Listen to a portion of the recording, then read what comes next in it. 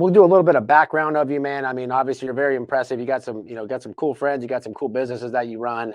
You want to talk a little bit about, what made you become an entrepreneur, and kind of what was the first business you got yourself into? Yeah, so I mean, good or bad, I'm not sure day to day, but I was one of those people that I think even in high school, I knew that I was not wired to go work my way up the corporate ladder.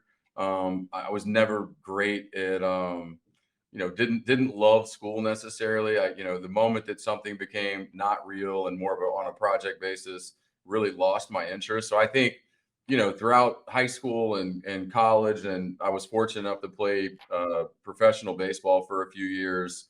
I guess I was good enough to get drafted and play, in the Indians farm system, but bad enough that I always knew that was going to come to an end. And so, like a long bus ride, and I would be thinking constantly about what am I going to do next.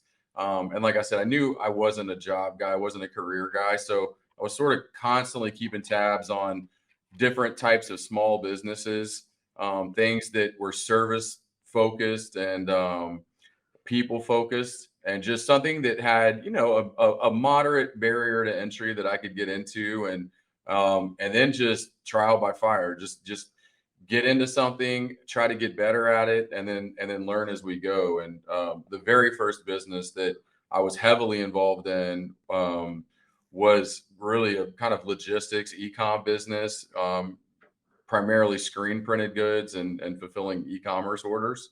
That and that business, everything that I've sort of carried with me and do today, there's fundamentals that I learned there. So Yeah, I mean, and a lot of people, like, you circle back around, like the low barrier of entry is important, right? So, most of the guys that listen to this, including myself and probably you, we didn't start with a bunch of money, right? And right. a lot of people have a preconceived notion that you have to start with a bunch of money to build a great business. And that's proven to be false over and over again. I've had a couple people on the podcast recently that started their business with $1,000, $2,000. I started mine with 10 grand.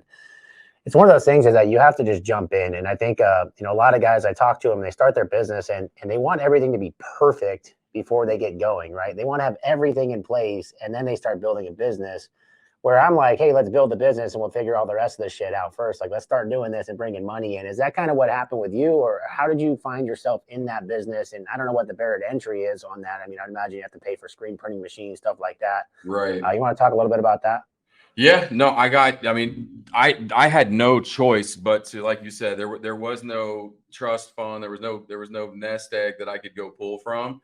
So when I talk about low barrier to entry, I needed something that, I could either, finance or, fortunately for me, there was a local company that was they had a lot of apparel licenses and they were going bankrupt. They were shutting that down, really fire selling the equipment.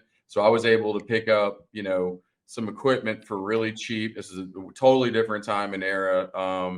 And that was a tough business, especially we were located in Dallas at the time, and not that was not a big business here. So long story short, I got all of the equipment and about 4 employees for pennies on the dollar.